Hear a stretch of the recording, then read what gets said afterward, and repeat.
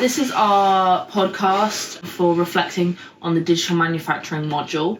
What we did at the start of the project is we got given a mouse. Yeah, so we took it apart. We were given like a relatively cheap mouse. We took it apart and got all the individual components, and our task was basically to model a mouse around those components. Around the PCB. The PCB, which is like the little circuit board.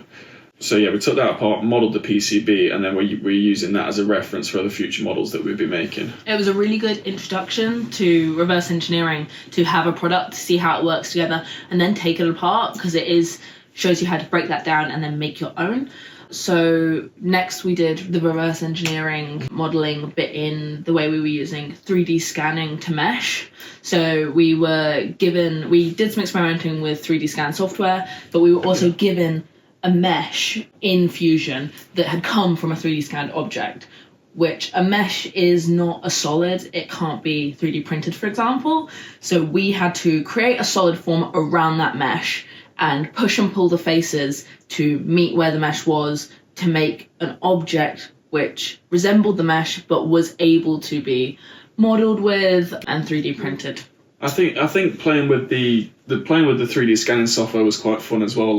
We had to download a variety of them and play with them, and we did 3D scans of each other. Then we went on to do surface modelling, which was where we drew like side and top profile of mouse in real life, took those pictures, brought them into Fusion, put them into Fusion in the size we wanted for the mouse in a T-spline so that it kind of resembled the top and bottom of the mouse in reference to each other.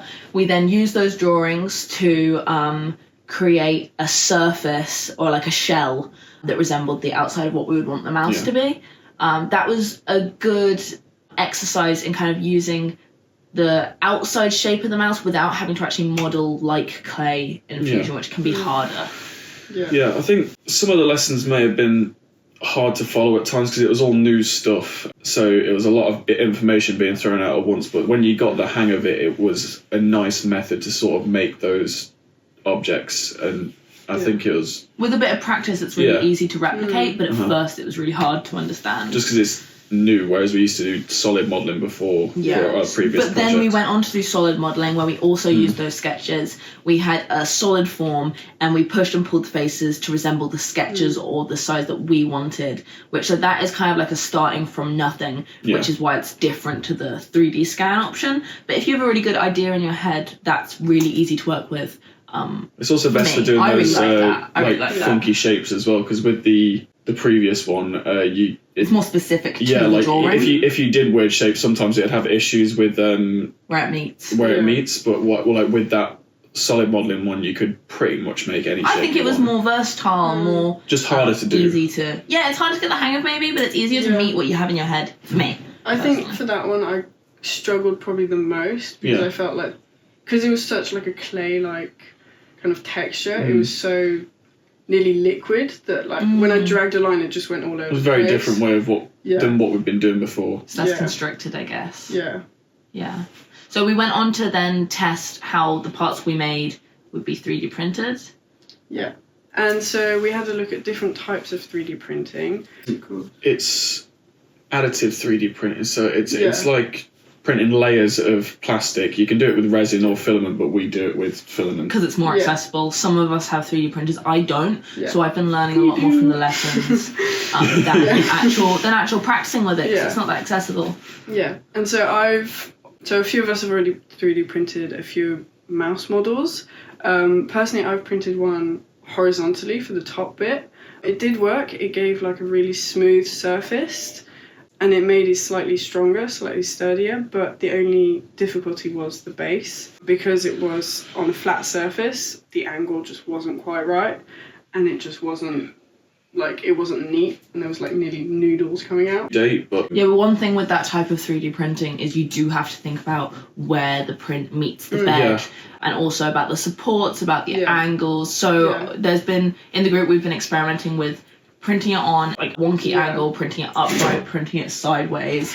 It's something to definitely be played with. Like if you had access to resin printing, it would likely be easier. It takes longer to set up and stuff, but it's produces much more smoother shapes without the layer lines. And another thing you have to think about is the top and bottom of the mouse have to press fit together. Yeah. So even if you think you've measured that right, there can be shrinkage in the filament. So especially on heat you've got and to bed ones, experiment with the filament Yeah. to see how much that shrinks, because it can change if you change the filament. Yeah, definitely. Yeah. We also have to consider we're supposed to design this so it could also be injection molded. Yeah, so we've got to consider what our product how it would be produced if it was to be moved to a larger scale. So the one we were given was injection molded to the design of this mouse, how it was done, and then we basically have to redesign. Again. So it goes back to that, and we have to redesign ours to be, because don't work the same way. And when you make a mold to be injection molded, you've got to consider how it will release, where plastic's going to be injected, Draft angles. Draft angles, so it can be removed from its mold. Which is what we've been covering after that, and we've been shown how to make these sort of molds and simulate them in Fusion 360 again. It's quite a versatile software, you can do a lot in it, and it's cool to see it simulate work. Yeah, I thought that was a solid word. Yeah, definitely. Yeah, it's a good software for free. Yeah. But yeah, I've learned a lot from that. Again, it's another thing that's hard to follow along. And then we had those tutor sessions. Oh yeah, so we had a few tutoring sessions of examples where we were shown a CNC milling machine by a technician and how it works, but unfortunately it wasn't working at the time, so we didn't get to see it in use. I really learned from seeing. Yeah, it would have been nice to see it in action, and we didn't get to see the injection molder either because they couldn't find the filament, or whatever they put in it to use. The plastic beads. So it would have been nice to have actually seen it in action, which I'm sure we can in the future. If we have a project that needs it, I'm sure there'll be. Well, Dylan, the technician, said that they'll be more than happy to teach us it one-on-one if we need it. But it would have been nice to see it as a group working. I think from those sessions, I actually learned more from the tutoring rather than the machines, because obviously you can see the machines, but especially with the G code and how it kind of functions and what path it follows. Watching the simulations was incredibly helpful. Yeah, because that's very much for me a visual way of learning. The simulations shows the so process. useful. Yeah. And then Pablo showed us a way to simulate milling machines in Fusion as well, where we download the machine, and which is again another nice way of visually showing the process without having to have a working machine in the workshop. I think the project had a good conclusion, but it was definitely hard to find it stimulating. I think we struggle, all three of us are product designers, and there are people who are on product design and design engineering doing this module. They definitely enjoyed it more, didn't they? Yeah, we work very visually, we work on we enjoy aesthetics, and it was hard to get our teeth really stuck into the project when it's just the mouse. You can't go that far with it, especially modelling around preset things. It'd have been nice to have options basically that still had elements of electronics, just designing for manufacture. So we could have done lamps maybe, because they've got electronics, you can 3D print parts of that. It would have been cool to experiment with the shape of things more, because when you're making a mouse, it's just a mouse. Yeah. Where there's a lot of cool 3D printing stuff you can do with lampshades, and then we've still got the switches.